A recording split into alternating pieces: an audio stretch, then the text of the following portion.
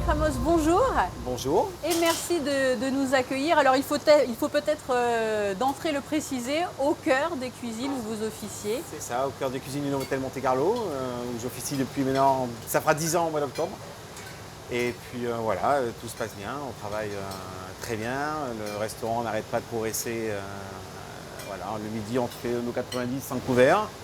Donc il y aura forcément de l'agitation autour il y aura de forcément nous au l'agitation cours de cet pendant entretien. l'interview, Comme j'en ça, suis c'est désolé. dit. Non, non, au contraire, voilà, au moins on est au cœur et dans le vif du sujet.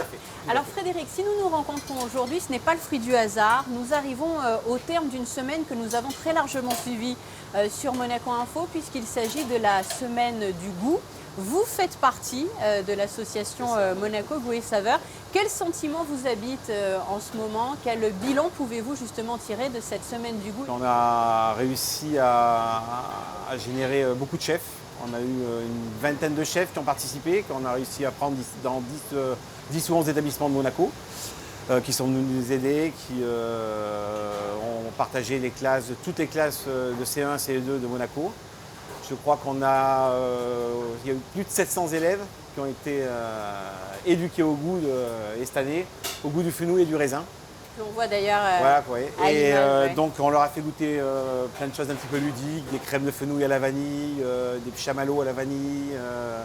On leur avait fait des petites brochettes de raisin au chocolat. Plein de petites choses que les enfants ont adoré, même le fenouil, les crèmes de fenouil à la vanille. C'était pas évident de leur faire manger ça le matin à 10 h, mais ils ont tous goûté et pour la plupart aimé. Donc là, comment ça se passe dans votre esprit? En fait, vous vous dites, bon, le fenouil, ce n'est peut-être pas forcément un produit que les plus jeunes vont apprécier. Donc avec de la vanille, on va peut-être essayer de faire une belle association. On essaie de faire une association pour justement, comme c'est le matin à 10 h, que les enfants puissent... et puis bon, partir sur de la douceur, du sucré, des choses un petit peu ludiques aussi pour que les enfants... mais généralement, tout se passe bien. Toutes les années, on a du succès avec... il y a 2 ans, je crois que c'était la betterave. Pas évident. Pas facile non plus. Pas facile. Et pareil, on avait fait des guimauves à la betterave, on avait fait des petites crèmes, des panna cotta à la betterave. Vous nous donnez de belles idées en plus, là pour le week-end qui arrive. Donc les enfants adhèrent. Alors c'est un événement bien sûr qui est organisé en partenariat avec la Direction de l'Éducation nationale de la jeunesse et des sports. Vous en parliez précédemment, il y a de nombreux écoliers qui participent chaque année. Lors de ces moments, avec eux, il est question de partage bien évidemment. Est-ce qu'il est aussi dans vos esprits à tous, j'entends les esprits des chefs, question aussi de transmission? Est-ce que cela fait partie de votre métier? Tout à fait, tout à fait.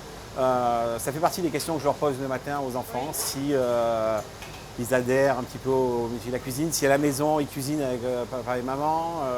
Et beaucoup nous répondent que oui, déjà, ils cuisinent avec leurs parents. Et les émissions télé, de plus en plus. Masterchef, tout ça, sont beaucoup regardées par les enfants. Moi, j'y adhère pas trop, mais si ça peut amener des nouveaux petits prodiges de la cuisine, je trouve ça assez bien. Alors parlons à présent de l'association Monaco Goût et Saveur. Qu'est-ce que vous pouvez nous dire sur cette association et ses missions? Alors maintenant, je partage l'association Monaco Goût et Saveur depuis 8 ans. Donc j'ai démarré avec Jean-Marie Riza, à qui je rends hommage. Pour qui on a une pensée, bien évidemment. Et donc j'étais au bureau auparavant et depuis l'année dernière, je suis vice-président donc avec Joël Garot, qui est notre président à vie. Hein. Je crois que j'en avais parlé à Monseigneur. J'avais demandé qu'il soit président à vie de Monaco Goût et Saveur. Et il m'avait répondu que oui. Donc voilà. Bon, alors ça va. Donc ça va. Je ne vais pas laisser le choix. Et donc, cette année, je suis vice-président de l'association avec M. Rupp, qui est secrétaire général. Et le trésorier, c'est Laurence Turbois.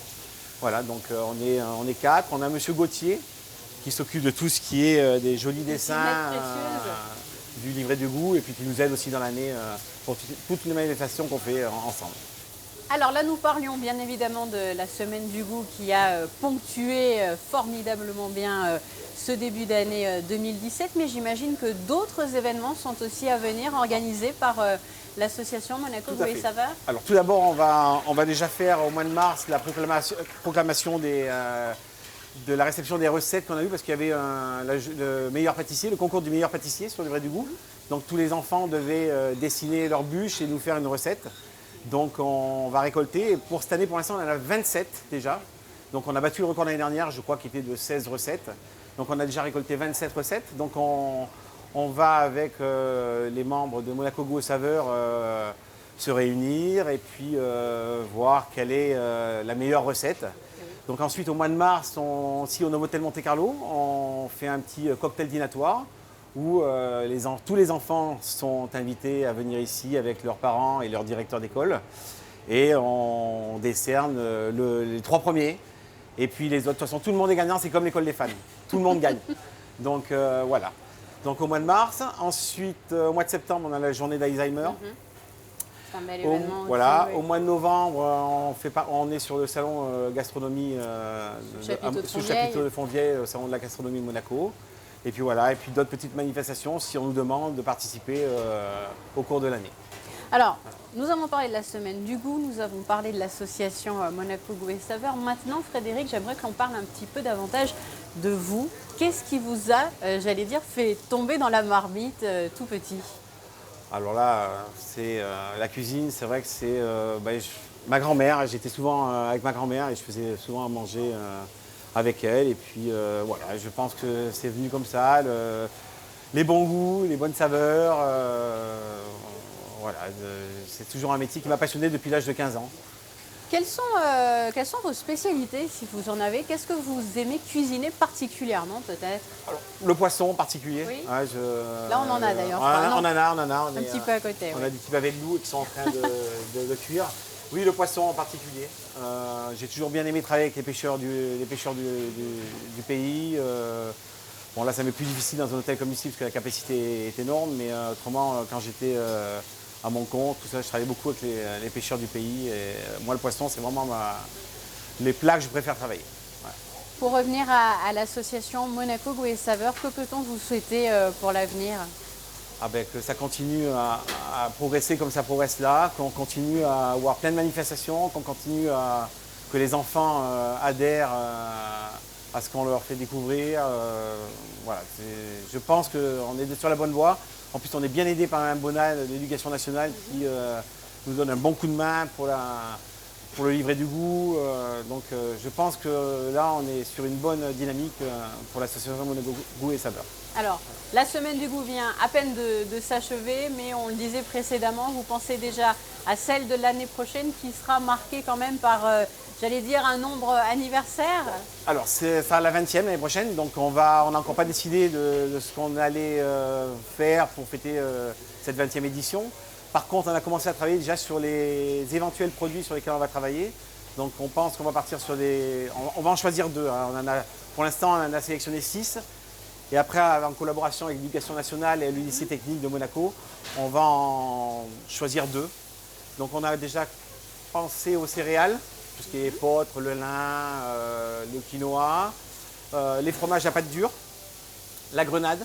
Là, c'est déjà un beau programme et merci pour la primeur de l'info, puisque Voilà. du coup, c'est quasiment un Donc scoop. on va se réunir et décider de ce qu'on allait choisir. Voilà. Frédéric Ramos, merci beaucoup. C'est moi.